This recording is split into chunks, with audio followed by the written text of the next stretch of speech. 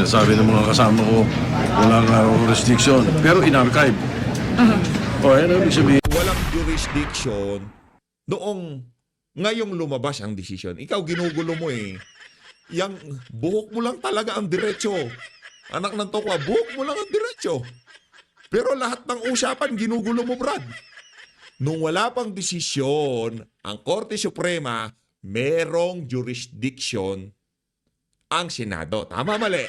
Dahil wala pang desisyon. Hindi pa diniklarang unconstitutional. Brad, wag mong, kung sa One Bull University, kung sa school bukol, napapaikot-ikot nyo yung mga yung mga teacher nyo yun. Dito, taong bayan, hindi nyo maloloko. Nako, Franz Castro, wag ka masyadong maglalabas, ha? Baka yung susunod na warrant, sa'yo na. Nangao sinasabi natin, si Trillanes nakaisa na. Sa tingin ko, yung susunod, sa'yo na. Kaya ang dapat mong gawin, maglaylo ka na muna. Huwag ka masyadong magbibida-bida sa mga issue ngayon sa ating bansa. Ha? Tandaan mo, hindi ka na congressman. Pagka nalabasan ka ng warrant, siguradong may kalalagyan ka. Dito sa video na to, mga kababayan. Marahil, sa frame natin na to, nakikita nyo puro mga hindi mapagkakatiwalaan ng itsura ng nandito. Yan ang pag-uusapan natin dito sa video na to. Itong si Sindanya, itong si Senator Tito Soto, at itong si Franz Castro, na kung saan, kung sakaling linabas ang warrant niyan, malamang sa malamang, walang bail yan. Mga kababayan, alam nyo naman yung naging kaso ng Allen na yan sa mga nakalipas na panahon. Nakaapila lang yun sa Court of Appeals. Pagka yung apila, na-reject, naku, diretsong kalaboso yan. Wala piyansa. Yari ka. Pero bago yan, mga kababayan, at dito rin pala sa video na to, pag-uusapan natin, etong naging live, netong si Attorney Trixie Cruz Angeles. Palakpakan natin ang isa sa mga iniidolo nating abogada. Mahusay din yan, mga kababayan. Pero bago yan, mga kababayan, isang like at subscribe. Masaya na tayo dyan. Sa mga gusto sumali sa ating community, yung join button, nandyan lang sa baba. Sa mga naghihirapan mag-subscribe, scan nyo lang yung QR code na yan at kayo ang pinakaunang makakakita sa ating mga reaction video. Ayun na nga, itong si Sindanya, itong si Baliko ang bibig. Naalala ko talaga nung paano kaya mag-gusto? Ano natawa? The Supreme Court has reduced itself being the supreme cuddler of Vice President Sara Duterte. The dismissal of the impeachment sets a dangerous precedent. Wala. Alam nyo, kung nagpatuloy ang impeachment, tapos kahit nakita ng Korte Suprema na merong linabag ang House of Representatives, hindi nila pinaira lang due process, yun ang pinakapangit na president. Yung tipong kahit na siyang damukal na impeachment complaint pala ang tanggapin ng House of Representatives, okay lang yun ang bad president, ika. Diba? Ang pinag-usapan, ang nakalagay sa saligang batas, once a year lang. Hindi pagka natripang i-archive, pagka natripang etong isa na to madaliin natin diretso sa Senado. Ganun ang gagawin. Hindi.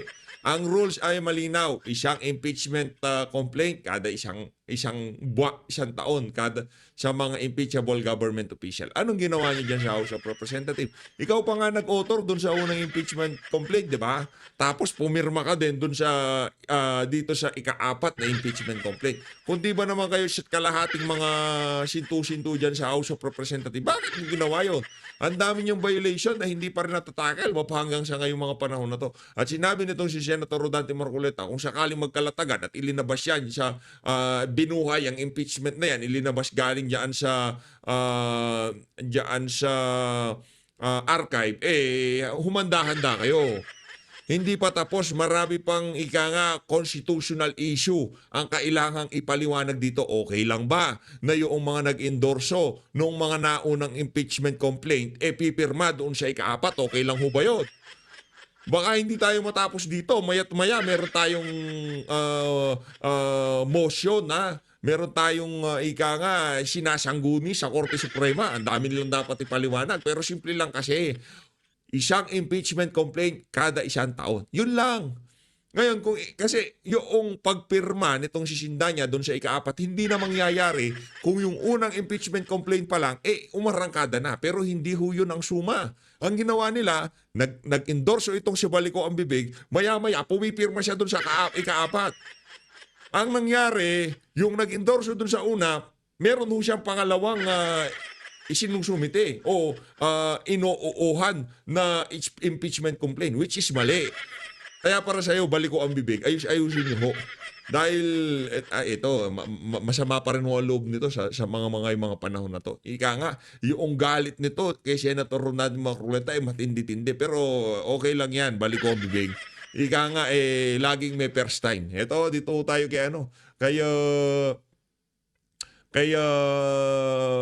kay Franz Castro. Ang paalala ko lang sa iyo, Franz, pero in fairness ha, yung maaanghang na pananalita nitong si Franz Castro medyo nawawala na ngayong mga panahon na to.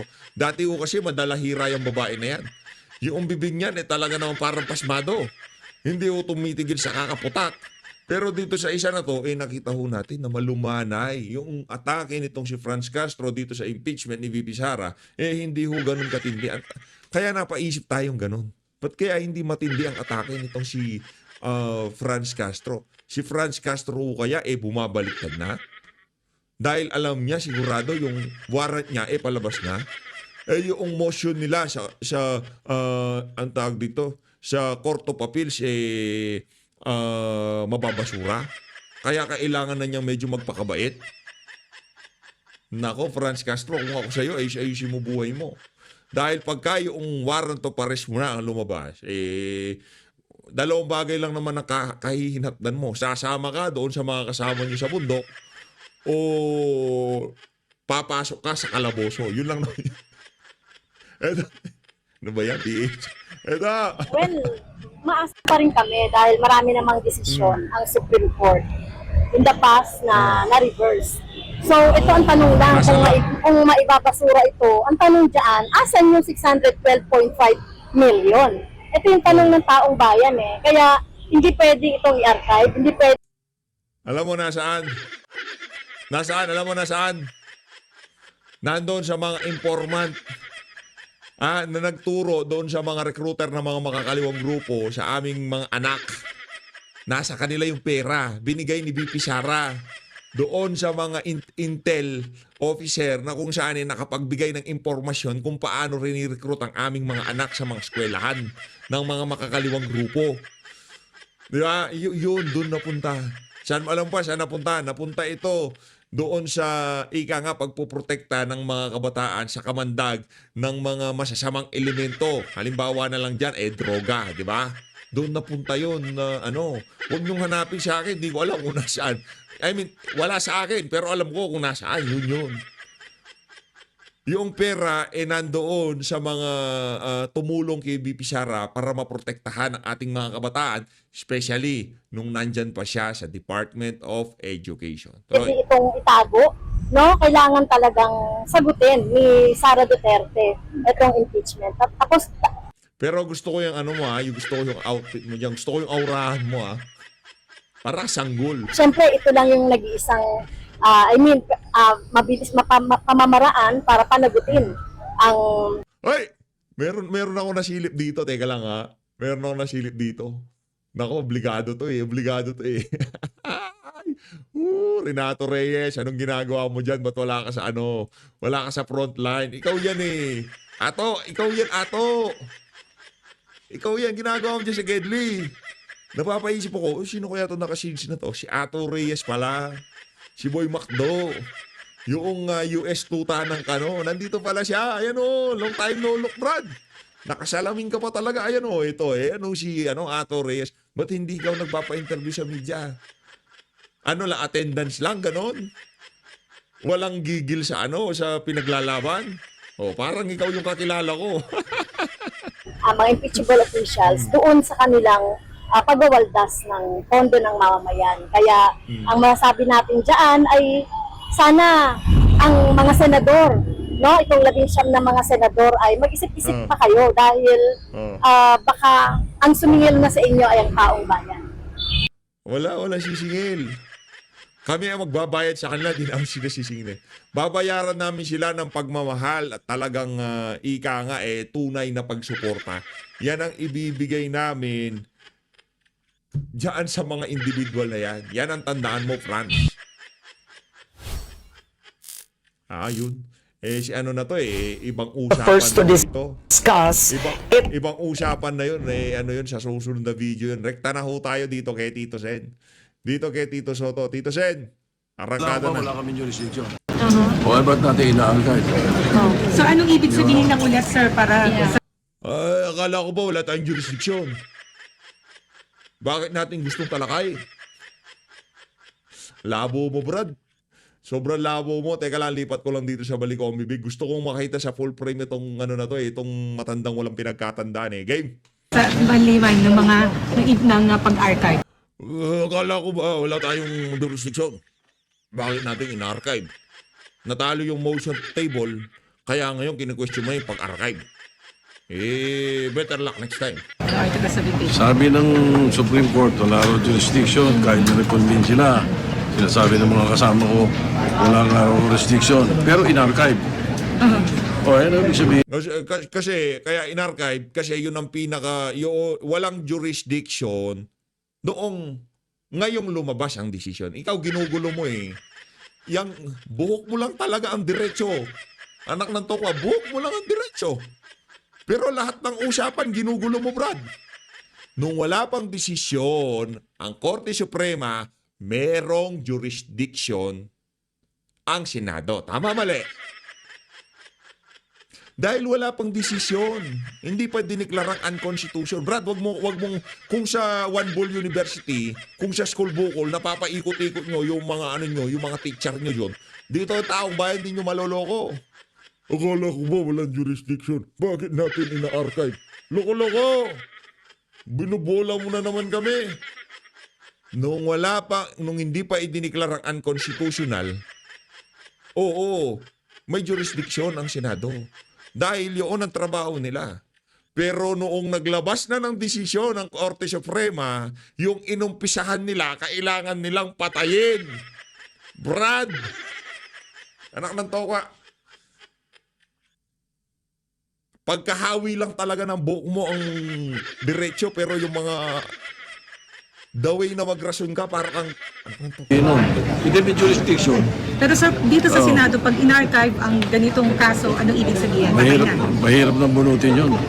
So wala na Unless, Practically dead. hindi naman, basta't 100% ang approval. Pwedeng kunin sa archive. So ibig sabihin, sir, Hindi, paano ngayon, kaya yung pinipilit ko yung i-table muna. Para pagka merong motion for reconsideration at sinabi ng Supreme Court na nag-reverse sila. Ang target nyo, kaya gusto nyo motion to table, anytime na kung ano man ang mapag-usapan, pwede nyo mabuksan yung impeachment na yan. Anak ng Petrang Garapata. Huwag mo na kami lokohin, Soto. Pero huwag mong ibida sa amin, Kala ko bang walang jurisdiction? Bakit natin ina-archive? In-archive nila yung kanilang ginawa noong meron pa silang jurisdiction dahil di pa nagsasalita ang Korte Suprema. Ay, baka pagod ka na, Brad. Yung pagiging school bukol mo talaga lumabas na, di ba? Pagod na takal. Kayo ba naman, nagpapalit-palit na kayo. Kalaban nyo lang, iisa, di kayo makakana. Natoka. Gustong brasuin si Marcoleta, pabraso. Eto ako, Kiko Pangilinan, matagal na akong senador. Namuti na lang ang buhok namin dito, wala pa kami nagagawa sa Pilipinas. Kaya ibibida niya. Itong batas na to, akong gumawa nito. Akong author nito. Asan yung batas nyo? Nasaan? Sa bagay, ibibidan yung batas yung kung saan hindi masisingil na nagdulot ng tangible na pagbabago sa buhay ng sambayan ng Pilipino. Pero meron nga namang nagawa. Pero hindi lang natin malaman kung kapakipakinabang yung mga nagawa. Or may mga binago sila. Meron silang ni-rectify. pinoint out nila yung mga sinasabi kong mali doon sa decision or inaccurate sa mga decision, hindi madaling galawin dahil naka-table lang. So paano Pero ito? yung i-archive mo, sa akala ko ba, wala kaming jurisdiction, bakit ina-archive namin? Di ba? Oh. Okay, so sir, paano mahuhugot from the archives, sir? Binobola tayo ni Soto. Kala ko bang walang jurisdiction? Bakit natin ina-archive? Ay, sa bagay, wala ka naman pala nung 19th Congress. Natutulog ka doon sa bahay mo. Hindi mo alam kung ano nangyari. Nung 19th Congress, wala pang desisyon ng Korte Suprema. Wala pang desisyong unconstitutional. Wala pang immediately executory. Wala pang null and void ab initio. Wala ganon. May naumpisahan. So kung merong naumpisahan, dapat merong matapos. Brad, ganun yun. Hindi yung merong na umpisahan, tapos hindi mo tatapusin, pupunta ka dito sa kabila. Hindi ganun. Hindi tayo makakapag-move forward pagka ganyan, Brad. Motion. So yung Motion on the floor. Kung sabihin na ng Supreme Court na nire-rectify nila ang decision nila or nire-reverse nila yung sarili nila, sir, yung decision ng Senate 19 forward, what does it speak of the Senate as an institution? ako mahirap sagutin yung kanila. Pero bilang sir, nag-Senate President, Baka may masaktan ako sa mga salita, sa mga sagot niya, huwag na lang. Pero sir, how do you feel po dun sa minority na iba-iba po yung naging boto nyo kanina? Siyempre, kasi alam mo naman kilala nyo naman kami, kilala nyo naman ang mga background namin. Ako simple lang. I was for the preservation of the Constitution. Hey, hindi ka para sa preservation ng Constitution, Brad. Wala ka sa ano. Wala yan. Hindi totoo yan. Di ba? Kung nasa preservation ka ng Constitution, yung mga final arbiter of our Constitution, sila ang papaniwalaan mo. Hindi yung papaniwalaan mo, ay sa bagay, baka may napangakuan ka, di ba? Mahirap na eh. Baka may napangakuan ka. Baka, hindi ko sinasabing may pinangakuan ka. Baka may napangakuan ka. Na pagka ako naupo sa Senado, tigil yan. Tuloy-tuloy ang impeachment na yan. Eh kaso hindi nangyari. Collegial nga eh. Nung una sinasabi mo, balita ako, di daw sila nagkukokus ngayong 19 Congress. O pagdating ko dyan, tingnan man niya. Hindi pwede sa akin yan. Ano hindi pwede sa'yo, Brad? Asan na yung maangas na Tito Sen? Wala na. Tiklop. Ako masunod ang Constitution. Yung pinaglalaban ko rin. Sa akin nga, sinasabi ko nga the personalities involved, hindi importante sa akin. Hindi totoo. Pinag-uusapan dito is kung paano ginawa. Ayan, dito na ho tayo kay ano. Kaya Attorney Trix. Ay, palakpakan muna natin tong si Attorney Trix. Isa sa mga old god to ng political vlogging eh. Mga old god ng Duterte supporter yan eh. Gay. Dahil ito ang kanyang motion, mayroon din ilang mga senador. Kapansin-pansin na dito o pinangungunahan na ni Senator Vicente Soto. The third ba siya? Senator Tito Soto. So si Senator Tito Soto ay nag-oppose doon sa inihain na motion ni Senator Marcoleta. Dahil nag-umpisa ang debate tungkol dito at maraming gustong magpresenta ng kanilang oposisyon or pagpanigman doon sa motion, nag-suggest si Senator Alan Peter Cayetano na amyendahan ang kanyang motion. Tama. Ayon kay Senator Cayetano, ang mas nararapat na gamitin na motion ay motion para mag-archive. Ayon kay Senator Cayetano, sinabi ng Korte Suprema at alinsunod na sa kanilang resolusyon sa impeachment ni VP Inday, walang trial na nag-umpisa. Walang jurisdiction ang Senado. Kung kaya't walang i-dismiss. Wala kasing valid na articles of impeachment. Dahil dito, ayon kay Senator Alan Peter Cayetano, dapat ang motion ay motion to archive. Ang i-archive nila, ang natanggap nila na articles of impeachment, kahit wala itong visa, at i-archive na rin nila ang buong usapan tungkol sa impeachment. Alinsunod din po ito. Tama pala, no? Vicente, Tito Soto. Alinsunod sa sinasabi ng Korte Suprema sa kanilang resolusyon na pinaalala sa kanilang press briefer nung isang araw. Ang Tsaka no, hindi ako makapag-move on doon kay Soto na sinasabi niya, hindi daw siya sa mga personality involved dito sa impeachment na to. Napakasinungaling itong Soto na to. Anak ng tokwa, kung hindi ka involved, dapat nandun ka sa sideline, nananahimik ka. Ay, sa bagay, para ka palang bata na hindi napagbigyan na mag-Senate President. Kaya yung mga kakampi ni VP Sara na sinuportahan, itong si Chis Escudero, nakanti ang ego nitong nakanti ang ego nitong si Skol Bukol. Kaya ngayon nagmamaktol. resolution o desisyon ng Korte Suprema tungkol Kala sa niya siguro impeachment maluloko niya ay tayo. immediately executory. Dahil immediately executory, kailangan may direktiba ang nararapat na ahensya na hindi ituloy ang paglilitis o pagdidinig. Isa lang ang ahensya na direktahan nito dahil isa lang ang body na maaaring magdinig sa kaso ng impeachment at ito ang Senate Impeachment Court. Naghain ng mga pag-o-oppose ang ilang mga senador. Pinangungunahan na nga ni Senator Soto at sinusundan din ni Senator Risa Hontiveros at ni Senator Kiko Pangilinan. Mayroon din inihain na sariling panig si Senator Bam Aquino na kahalintulad rin ng mga nag-o-oppose. Ang mga argumento ay umiikot lang sa isang reasoning.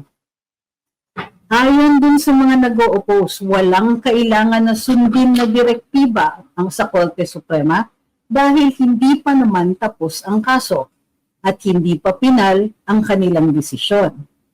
Sabi naman ng mga tutol sa pagtuloy ng impeachment trial, kahit hindi pa pinal ang kaso at hindi pa ito nasasara with finality sa Korte Suprema, ang direktiba ng pinakamataas na hukuman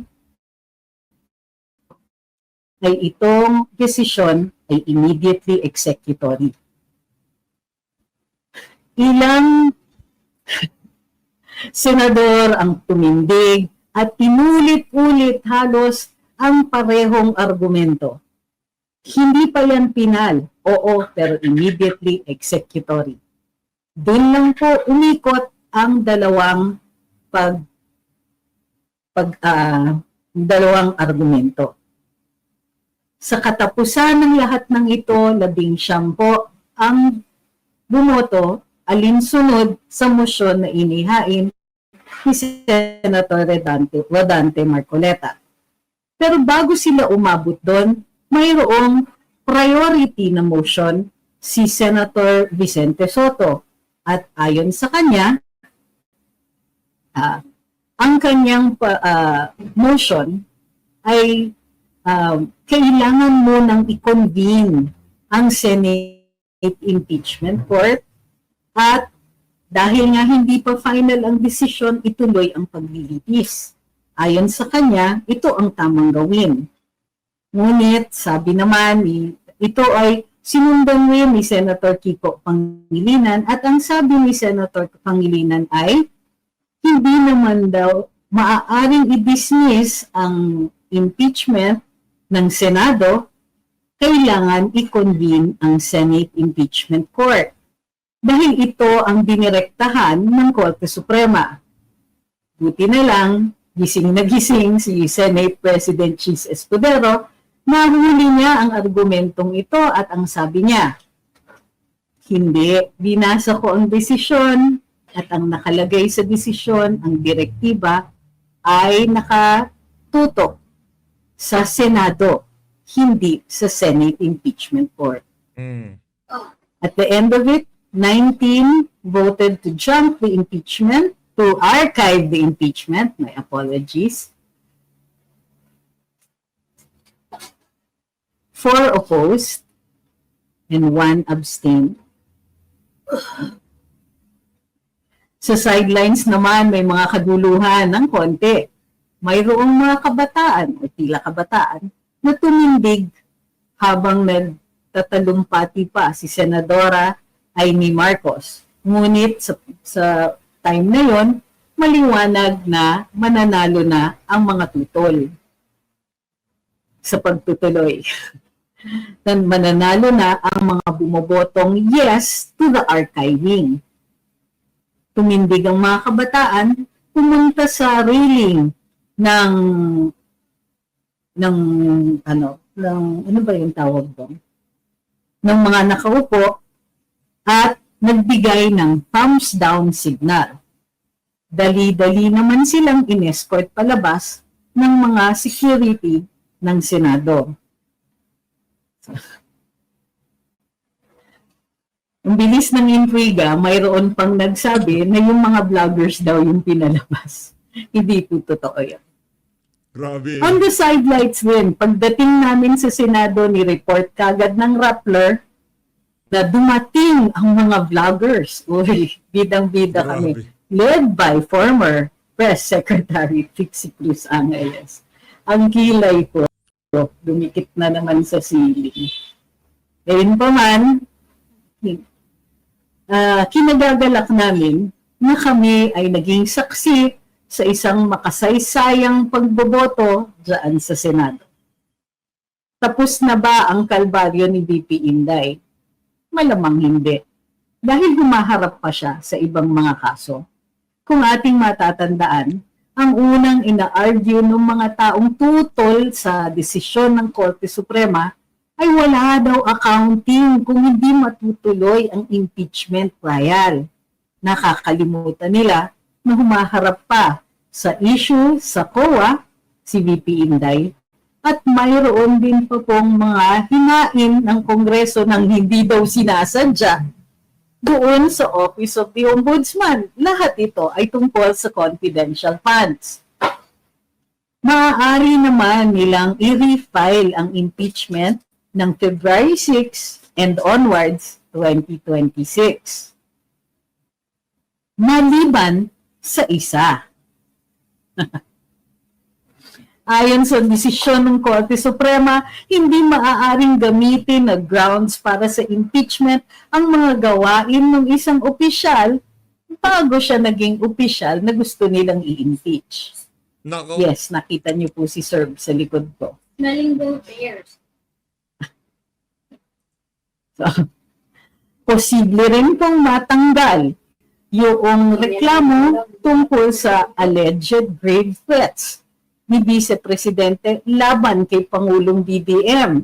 Dahil nandun din sa desisyon ng Korte Suprema na kailangan kung mayroong criminal liability o criminal basis para sa paghahain, kailangan ito ay nasa level ng high crimes.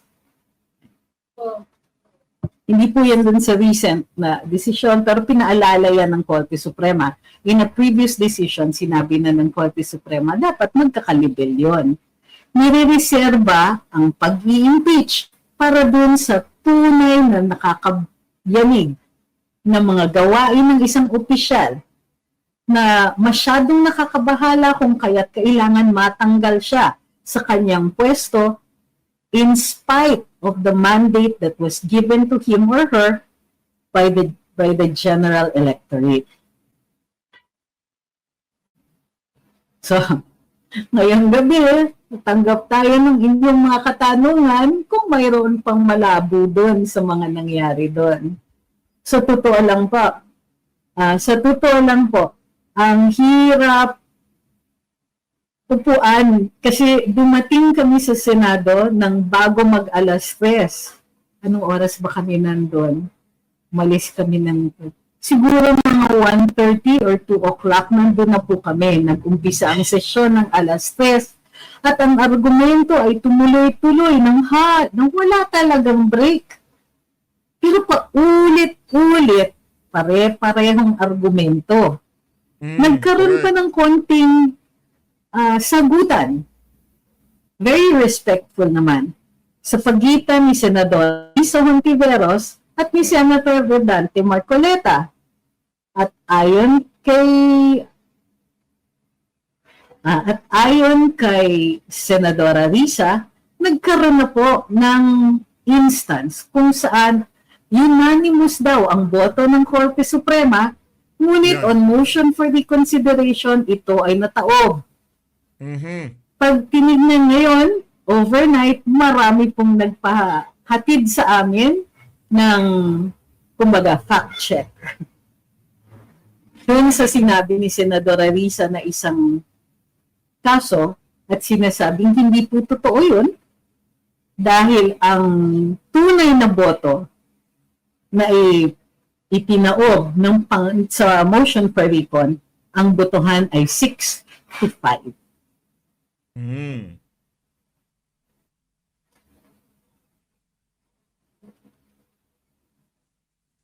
Sabi ni John, tanong ko lang po, kanino kasama yung mga bastos sa gallery na pinalayas ni Senator Jinggoy? Mga kabataan yun eh. Ang leader nila ay yung apo ni Ninoy Aquino, bali pamangkin ni former President Noynoy, si Kiko B. So, hindi ko alam kung sinong kasama nila. Nandun sila nakaupo sa likod eh. Hindi, balita ko natin, bisita daw ho sila ni Bam. So, kung kayo ay mag-iintriga, intindihin niyo po ito, hindi kami yun. Mayroong biglaang nag-intriga na kami daw yun eh. Kakatawa. At kung mayroong magsabi din, nakasama namin yun. Tignan niyo lang po yung video ng Rappler nung dumating kami. At tignan niyo kung may mga kasama kaming iba.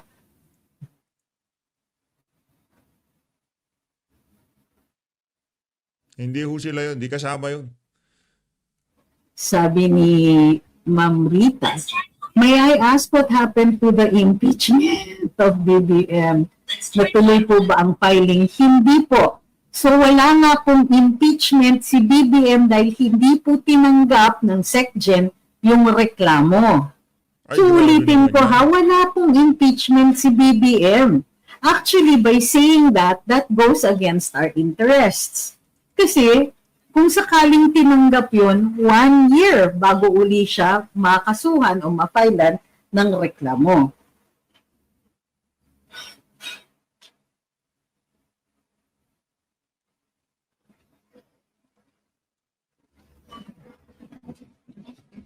Sabi ni Ma'am Joanna, ang galing daw ni Senator Rodante.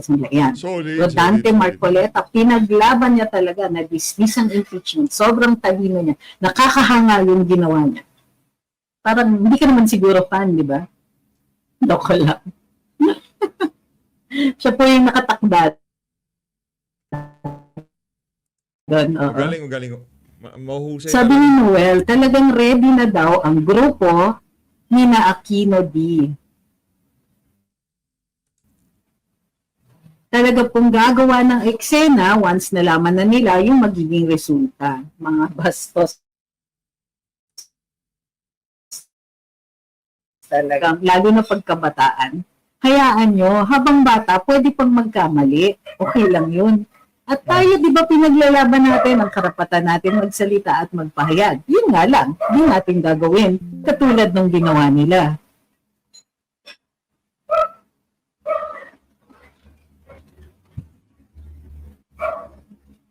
Sabi ni Don, nakakain po ako ng hilaw na kanin, di po masarap. Yan. Matuto kayo sa sinabi ni Senator Marcoleta. Sabi naman nila, huwag mong i-flood. Ang galing ni Alan Cayetano, hands down. Huwag mong i-flood. Pagbasahin naman namin. Sabi ni Hiadar, paano ba ipa-impeach ang speaker kasi nakakasuka ng pagmumukha niya? Una-una, hindi grounds ang nakakasuka ang muka. Pangalawa, hindi po impeachable official ang mga kongresista at mga senador.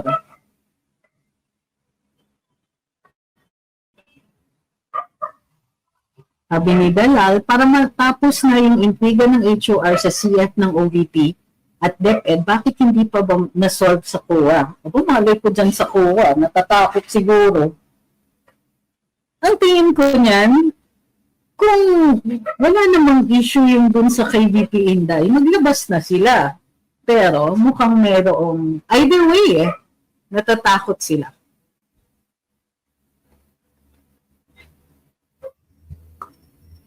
Sabi ni Ma'am Eva, may magsaing ng tama, huwag tularan ng HOR sa pagsasaing nila ng kanin.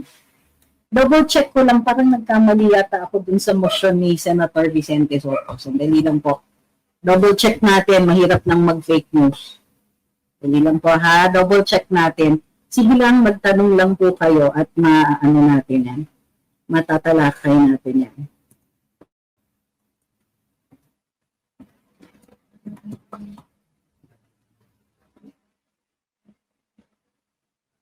Mali. Tama. Ang motion ni Senator Soto ay i-table. Anong ibig sabihin ng i-table? I-table daw ang motion ni Senator Marcoleta. Anong ibig sabihin nun? To schedule it for debates or hindi. Sorry. Not the tabling. Ang tabling daw ay ispo natin ang motion, correction everybody, ang motion ni Senator Soto ay isang tabi muna.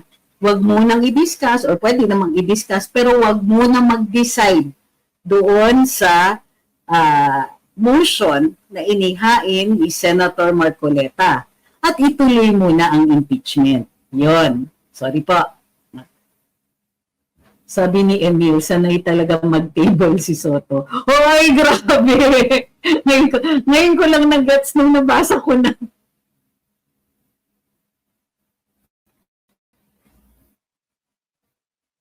Sabi ni Jing, dati po naaasar ako kay Sen. Pontivirus. Pero ngayon naaawa na ako sa kanya, natataranta na rin. Alam niya kasi kung saan siya pupulutin lalo na sa 2028. Well, ang nagiging debate tuloy ay kung ano ang dahilan kung bakit ayaw nilang ituloy. Hindi ba nila kaya na makaulit ng ganong klaseng boto sa House?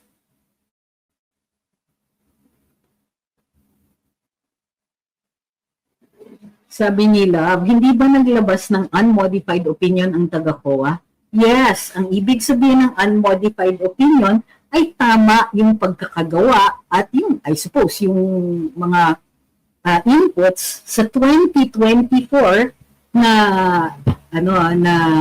expenditures ng Office of the Vice President. Pero unmodified din po ang 2023. So, pero hindi nila tinalakay mismo, hindi nila tinalakay mismo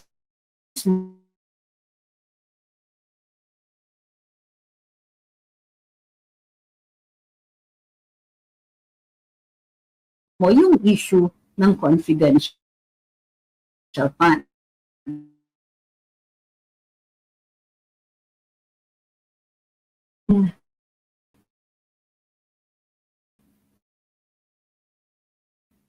Tama po kayo na sabi ni Josephine, the old man of the Senate